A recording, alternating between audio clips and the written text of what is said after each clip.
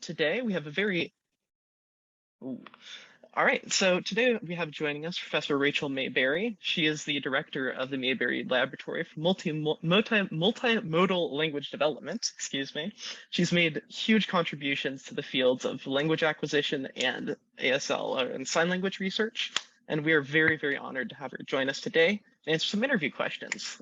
Leading the interview, we're going to have Bethany Lacanienta, who's our current social media manager, and Haley Pritchard, who is our upcoming social media manager. So without further ado, Professor Mayberry, Bethany, Haley, you have the floor. Thank you. So let me just share my screen first, and then we'll get into it. Alrighty. So thank you again, Professor Mayberry, for joining us today for our interview. And as Olivier said, I am the current social media manager and will be one of the interview moderators today. And Haley is also one of our current members, and she will also be co-moderating, and we'll kind of switch off and ask you questions today. So to start off, question one is, there's a mix of students, I'm sure, here today who are maybe familiar with your work and also your teaching, or perhaps new and curious to know more about you. So to start off, we were wanting to ask you if you could briefly introduce yourself and then maybe talk about some classes that you teach here at UCSD, and then even maybe what your favorite one is to teach. Oh, I saw that trick question, which is my favorite. So my name is Rachel Mayberry. I'm a professor here in linguistics at UCSD. I think of myself as just recently having moved to San Diego from Montreal and being a newcomer to the department, but that's not true at all, because I arrived here in 2005. I just think things have been, time has flown by, and I don't really realize how long I have been here. I teach a number of classes, and they're all my favorites. I mean, it's like your children, you know, you raise them up, you figure out what the curriculum should be and what the students need and the best way to teach it. And you don't put that much work into something and then say, oh, you're not my favorite, if that makes any sense. But that aside, one course I'm very proud of is Ling7, which is sign languages and their cultures. And the reason I'm really proud of this is because I inherited this course from a pioneer in sign language research, David Perlmutter, who's a phonologist who was on the faculty here for many years. And he began this course. He was just so smitten with sign language and so convinced that sign language could tell us so much about languages and syntax, the structure of languages, that he created this course to introduce both sign language and linguistics to undergraduate students. And so it's a lower division course. And in the course, it's like a Ling 101, Introduction to Linguistics, but the way I describe it to people, and I mean no offense to signers, is that it's Introduction to Linguistics, but sugar-coated with sign language. And it gives an opportunity for, the department to introduce students to sign language. And then as I took it over, so many things changed in the university. We were able to turn Ling7 into a course that met DEI requirements. And to do that, in order for Ling7 to meet DEI requirements, it required me and the other people in the lab to do research for a couple of years to figure out how can we talk about diversity in this course, but still maintain its goal of being an introduction to linguistic and sign languages. And so now in Ling7, we talk about Plains Indian Sign Language, we talk about Hawaiian Sign Language, we talk about Navajo Sign Language, we talk about the history of the United States with regard to segregated schools and the effect this had on sign language development here in the US. Anyway, I could go on and on and on, but it's a course that many of us have worked hard on for a couple of years, and I'm really proud of that. So I'm taking too much time talking about Ling 7, but I also teach Ling 148, which is Psycholinguistics of Sign Language, which is really, I think of this course as how language works. Let's take language, let's look at language in another, universe or in another modality and see what are the basic fundamental commonalities in language processing as a function of modality. I have taught Ling 171, which is language acquisition. I have, but I don't teach it every year. And then I teach a number of graduate courses. I'm teaching now a course called, what is it called? It's actually about the critical period for language. It's Ling 282.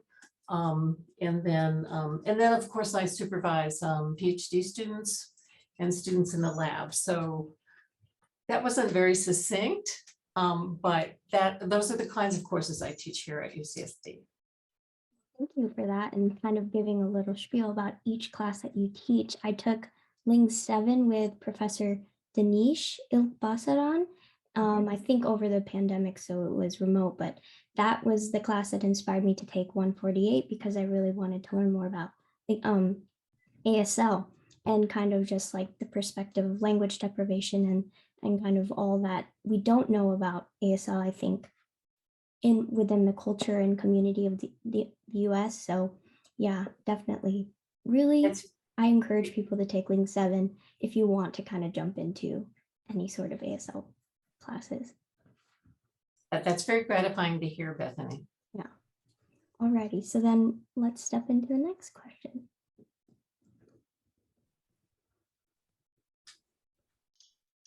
All right, so our second question is, we know that you have done a lot of work with ASL, but we were wondering if there are any other signed or spoken languages besides ASL that you study or are interested in.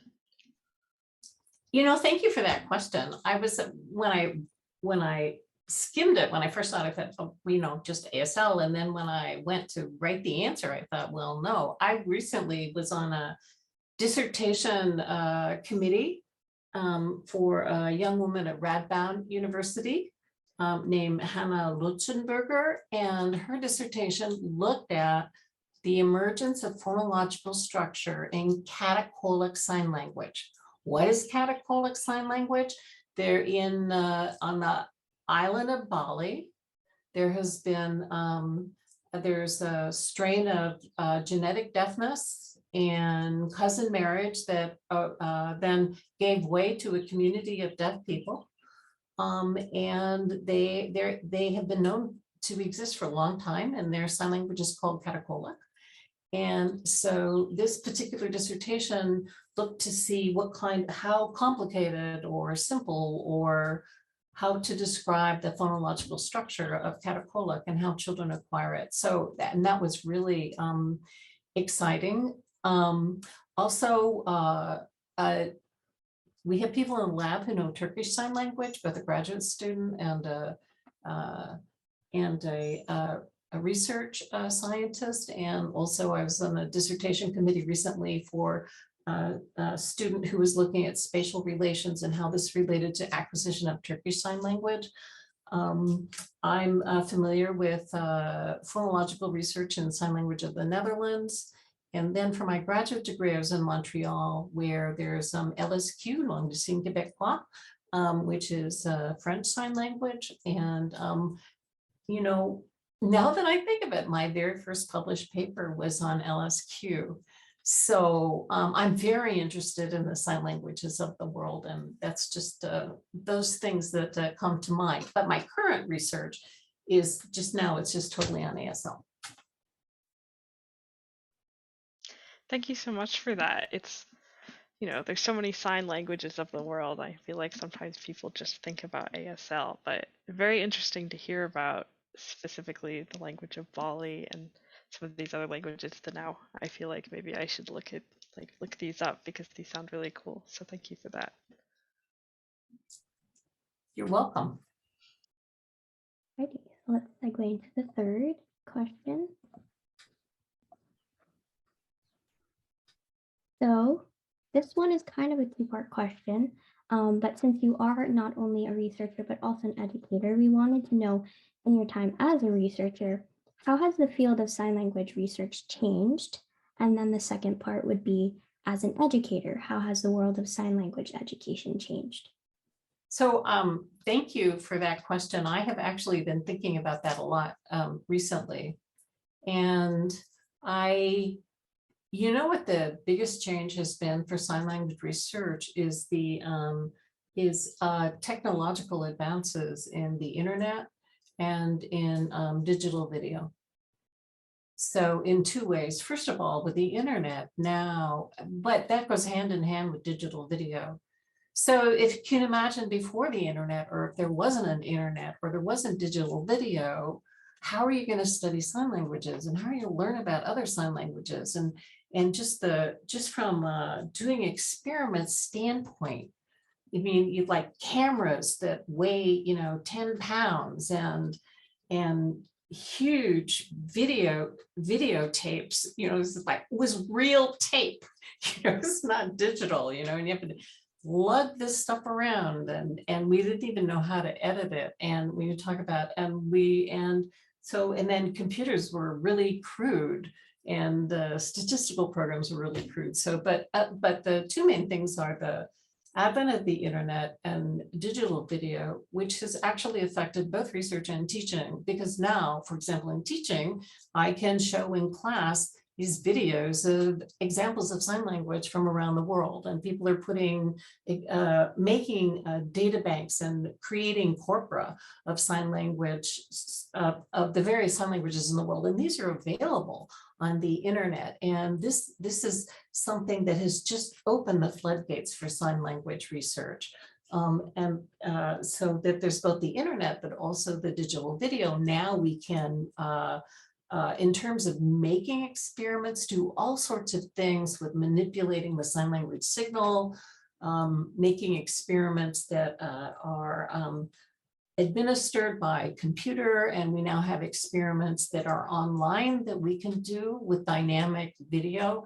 All of this is only possible that technology that has really arisen recently, and I think it's an extremely exciting time to be doing sign language research. Yeah, would you say that with the advent of technology, then that things are more global, or that maybe researchers have opportunities to maybe discover new languages that they might not have been able to without the advent of technology, just reaching Yes. different groups of people because of that? Yes, it has made sign language research much more international and also internationally accessible. So that there's a student in my lab who might be starting to do research in Vanuatu, where other students who are doing research in other, for example, in Peru. So it's just sign language research has become much more international. You're right, because of this technological. For us, when I say us, I mean for people in sign language research, it really has been a revolution. Amazing. I'm very excited to see what else comes out of that. So, okay, next question. All right, this one perhaps could be a broad one, but what are some possible career paths for students interested in language acquisition?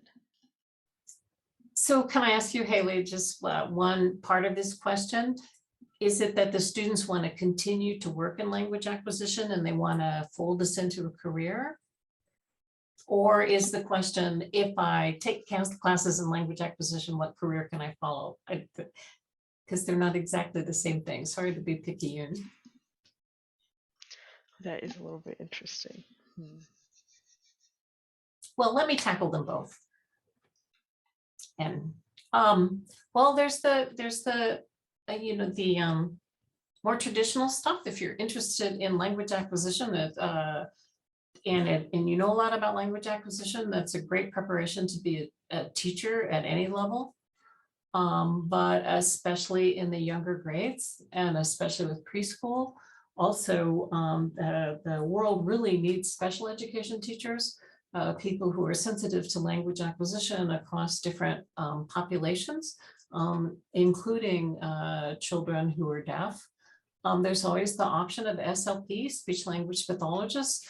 Many speech language pathologists deal with disorders that occur in childhood, which would involve language acquisition.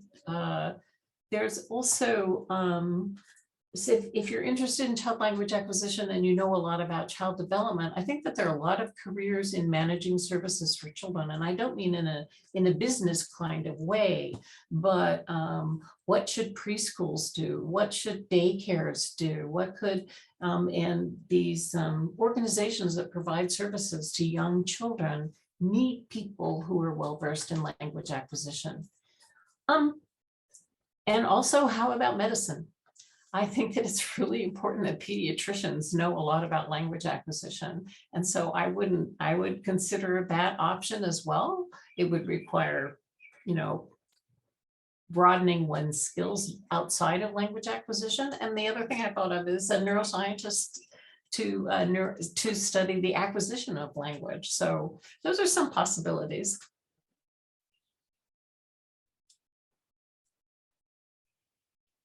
Right. I'll go to the next question. So this one is another two-part question and related to some popular culture things that have been happening in the news. It's in regards to the movie Coda that recently won Best Picture at the Academy Awards. So first, before continuing to ask the question, I wanted to confirm if you've seen Coda or if you feel like you know enough even to form an opinion or make comment about it, Professor Mayberry? Yes, I have seen Coda. Okay. And I have also gone to an online discussion about Coda. Awesome. Yeah, I also watched it and it was a great movie, but we would like to hear what you have to think about the movie. And then also, would you say it's a good representation of Coda and deaf culture in America?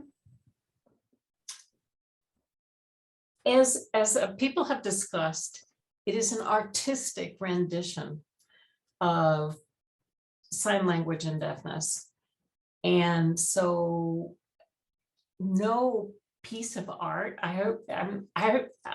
no piece of art can fully represent what it's like to live be deaf and use sign language, or to live in a family that is deaf and uses sign language. So as long as people understand that that's the case, then I think it was a terrific movie. I think that it's wonderful that it won Best Picture. I think that it really brings sign language and deafness to the fore. I mean, it's really all the stuff that's coming out in sign language is just really amazing. And so from that standpoint, I think it's a terrific movie, so long as people understand that it's a drama. One complaint from CODAs about the movie is that, and also from deaf people, from people themselves who themselves are deaf, is that some of the tropes in the movie are dated. So that, for example, the movie presents deaf people as not being able to communicate with hearing people. So they're totally reliant on their daughter, as if they can't, themselves interact with deaf people. They even express this reluctance. Oh, if you go away, what will we do? But deaf people are deaf signers are really competent at interacting with hearing people. They live in hearing society and they have developed all these means. So people objected to that. The other thing is that is the trope of the idea that music separates hearing people from deaf people, and that deaf people can't appreciate music and don't even know what it is and don't even know what singing is. People felt like, that's a little bit of a, it's trying to highlight the deafness in a way in which isn't accurate. But overall, I think it's a really terrific movie, and I'm really gratified by the excitement that it's generated. Awesome.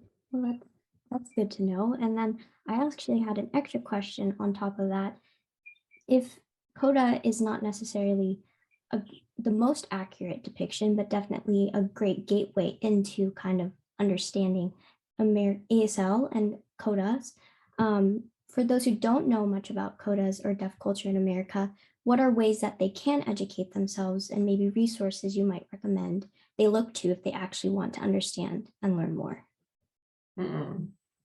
I didn't get this question in advance. Oh, sorry about that. No, I just, it just came off the top of my mind. no, please, no. I think that, it really depends upon what I think it depends on what the person would like to know about deafness and what they would like to know about ASL and what they want to use it for. So that I have been impressed with the number of ASL classes that are on the internet, on YouTube.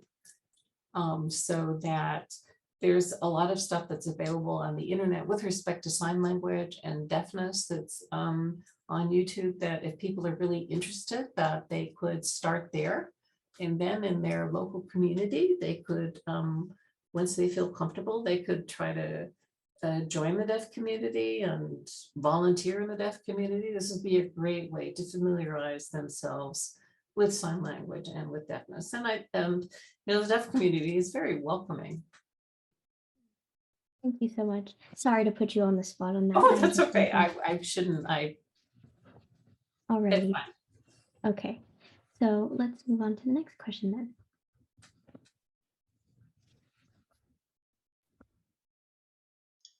Do you want to do your little intro, Bethany? Or yeah.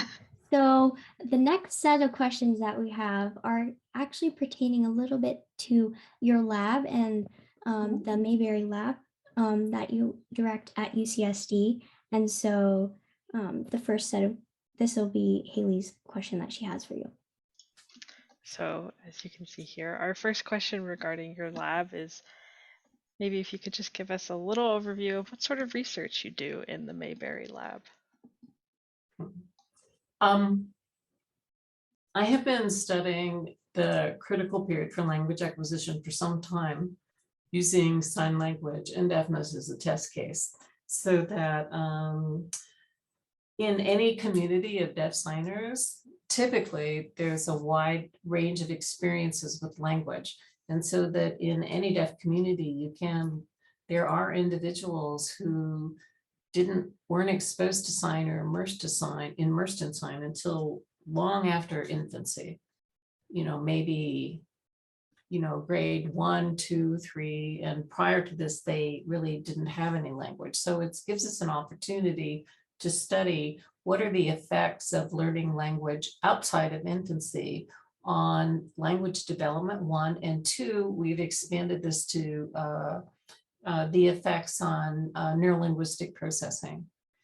And so I've been doing this work for some time, and it's funded by the National Institutes of Health. And right now, the projects that we are working on is we are finding a correlation between people's linguistic proficiency in sign related to whether they had language in childhood or not, and what the neural processing looks like in the brain. And so we're trying to correlate these two kinds of effects. Can we, from somebody's profile of their language acquisition proficiency, then can we predict what their neural processing will look like and vice versa? And also the effects that we find on these age of acquisition effects we find in the brain can help explain why it can be very hard for people to learn language at a later age, and in particular, why many deaf people who don't have language in early childhood struggle with language throughout their lives. So that's my main focus. I supervise 4 PhD students, and they have their own projects. So that, for example, Tori Sampson is looking at for certain syntactic structures of the ASL. Rachel Miles is looking at the emergence of sign language in Vanuatu and late learners. Shine Nielsen is looking at age of acquisition effects of phonological structure in ASL. Maybe this is all too much information, but so we have all these projects, my main project, and then we have all these projects that the students are doing as well. And so, so that's in a big nutshell what goes on in our lab. Awesome. Thank you for sharing that. And I hope if you students who are interested, would they be able to reach out to you and kind of, Sure. yeah, awesome. Cool. So next question. I'd like to preface this question as unique before asking, but we were curious about generally what is the process for naming a lab, and specifically, how did your lab get named after yourself? I love this question. I never thought about this question. So, you know, in the social sciences and like in linguistics, a lab is simply where a room that's not your office, where your research assistants, graduate students, where you keep your computers, your you know, where you actually test subjects. And that's what a lab is, because you know our offices are really tiny. We couldn't have our research in our offices. So why my lab has my name is when I was at the University of Chicago. That was my first experience with linguistic and psychology labs. And the labs there were all named for the professor who got the grants and funded the students in it. So the Susan Gold Medal Lab, the Levine Lab, the Nussbaum Lab, etc. And so I thought that's how labs were named. And then when I was at McGill, then we did that. That's what we did at McGill. There's the Baum Lab, the etc. And so when I came here, actually, when I came, there weren't really any labs in linguistics. And so, then I called it the Mayberry Lab, and then I noticed, oh, oops, here at UCSD, people seem to try to get a name to capture what they do. Language and Cognition Lab, Language and Brain Lab, etc. So I started off with the Mayberry Lab, and then the task is what covers all of the work that we do. And so it was really, you know, because it's anyway, so that's how we came up on multimodal language development. And so that's technically the name of my lab. So and you can, how do you name a lab? It's whatever you want to call it. So when you have your room where you're going to keep all your research stuff and people, then you can call it whatever you want to call it. Awesome. For the prerogative of a researcher. That's right. Alrighty, so then we will move on to. Alrighty, I just want to say real quick that I think there's a lab in psychology named the SWAG Lab because it stands for sexual well-being and gender. So yeah, well, that's a great acronym, isn't it? yes. I hadn't thought about that. Thank you for sharing that, Haley, because I hadn't thought about doing an acronym. Although at this point, I'm not sure we should change our name. I think the Mayberry Lab for Multimodal Language Development is a pretty good name. Oh, thank you. Thank you. All right.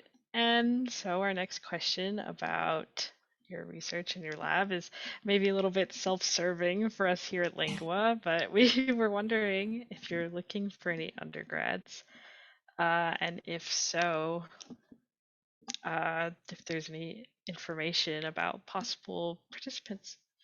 So I'm not quite sure. You mean participants who'd like to participate in our research, or you would like to help? In both cases, right now, we don't write.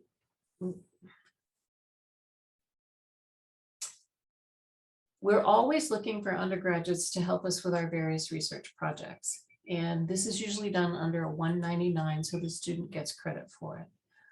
And I know that the department has a system for signing up for 199s, which we haven't really participated in because what we need for we need certain skills in students who are volunteering for our research. So typically, if you're interested in doing research in our lab or helping out, the best thing to do is contact my lab manager, who is Marla Hatrack. We have a website and her contact is there. And I think contacting us directly would be, if you're interested, would be the best way to volunteer. Right now, we aren't running any experiments with normally hearing people, but we often do. Often those are in the lab as well. And so maybe I'm thinking that when we have a need for research assistants and also for volunteers, maybe we should put them on the lab website. I'm sort of talking to myself about how to get this information out there.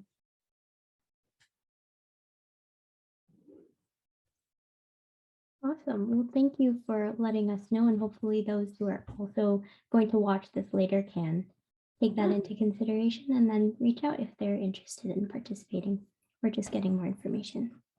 So we'll move on to our last question of the interview, and that is, what's your favorite piece of research that either you or a colleague has done in recent years, and that you would want to share and highlight for us in attendance today? I thank you for that question. It's the hardest question of all to answer. And I was madly looking for the references, something to share with all of you. Last quarter, I did a deep dive into research that looks at the effects of language in the environment on language development and on neural development. And there are just some beautiful papers out there. In particular, a researcher named Meredith Rowe, R-O-W-E, and a recent paper I read, and it turns out that it's not published. But I think that I could share it with you if anybody's interested in it, where it's so creative because they recruited families from around their lab and who wanted to participate in research, and these families had young preschool children, and then they divided them into two groups. Into one of the groups they did parent coaching. This is how you might accelerate your child's language development. Try talking this way, try doing these various techniques. And the other group, they met with them, but the focus wasn't on language development, and they measured the language and the children's neural processing at time 1 and then time 2, and they discovered that this trying to manipulate the language environment of the child actually speeded their language development, and also that this speeded language development had an effect on gray matter in the language areas, in the superior temporal gyrus. And so I think this is a really important piece of work that helps. The whole line of work is really important because it actually shows a mechanism by which language in the environment can to help shape the development of the language processing system. So I'd be happy to share that reference with you, but there's and this work is not the only study that's used this kind of experimental manipulation and paradigm, and I find it really exciting. Very exciting. I might have to look up that research or ask you for it as well. Thank you, Professor Mayberry. You're welcome. So that is the end of our interview, and now we will segue and open it up to anybody in attendance who would want to ask other questions for Professor Mayberry. At this time, we can use the rest of the 15 minutes that we have.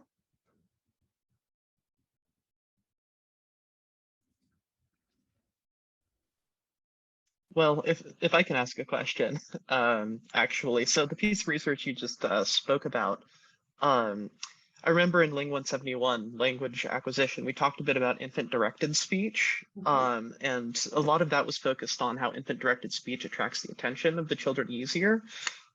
So how would you compare infant-directed speech to this type of, I guess, intervention the researchers are doing with the children in the piece of research you discussed? So that's a really good question. They are manipulating infant-directed speech, but the children and the families are no longer infants, so they're preschoolers. So they are, but you're right. Actually, I think that's a terrific question. Now that I think about it, when we think about infant-directed speech or baby talk, this seems to be something that's almost a reflex in people, which I think is a sort of a wonderful evolutionary scaffolding of language acquisition, is if the adults are getting the baby's attention with these, hi, baby, all that. This is something that people, even little kids do it. I mean, everybody does it, whether they have had a baby or not. But I think that as children are older, how you talk to children, whether you ask them questions, the complexity of the language. We know now that the complexity and frequency of the language that you use with children can really boost their language acquisition, before they get to school. And so I think that the interventions are targeted more on this kind of communication that people might not do naturally. Maybe if they have studied language acquisition, et cetera. So in that sense, it is an extension of communicating with children, but it's something that's not so universal and reflexive, so to speak. Does that make sense? Yeah, it makes sense. Thank you. You're welcome. All right, I'm going to jump in with a quick question. This relates back to when we were talking about advancements in technology and how that relates to teaching ASL.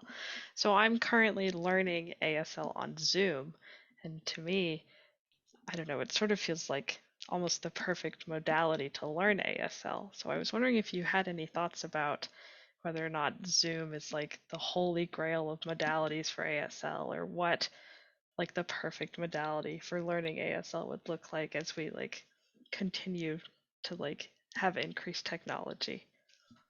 Wow, Haley, I didn't, wow, it never occurred to me that people would think that Zoom is the ideal modality for learning ASL. Wow, that's really exciting to hear.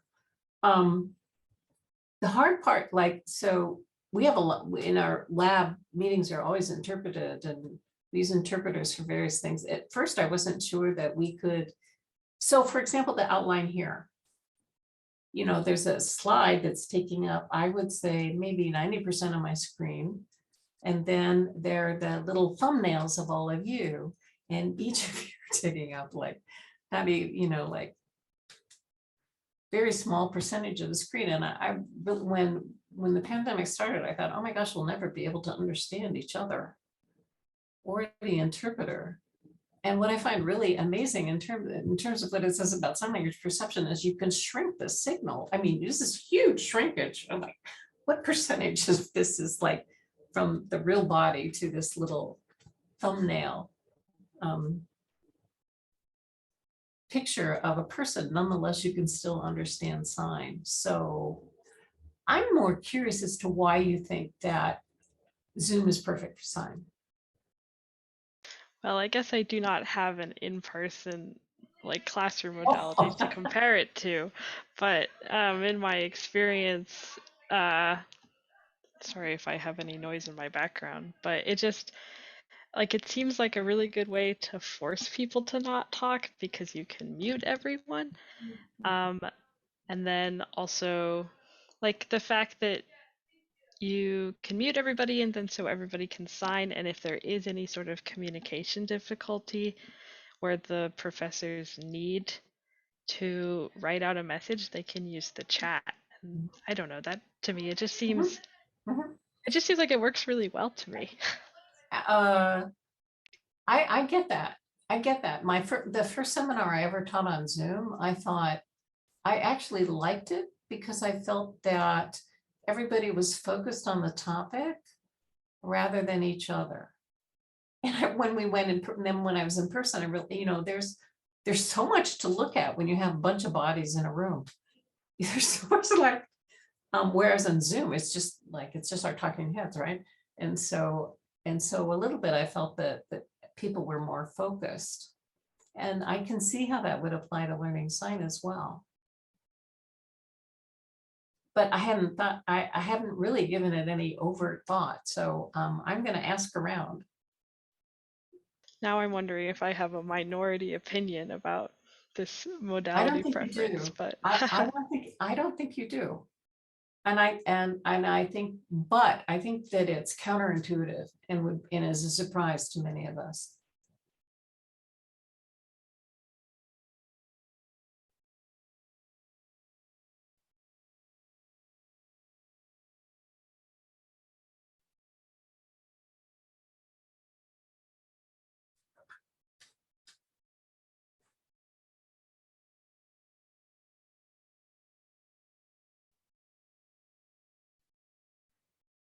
all right. Seems like perhaps there are not any more questions for Professor Mayberry right now.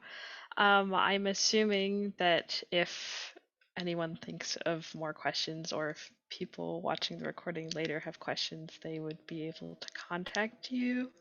Of course. Of course, you can contact me through email. My office is APNM 4230. I would be happy to see you or talk with you about just about anything.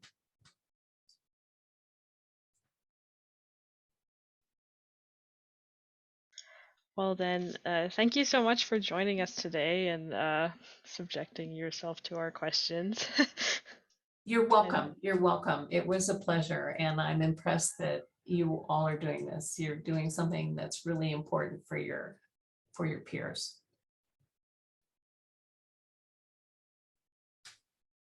Thank you.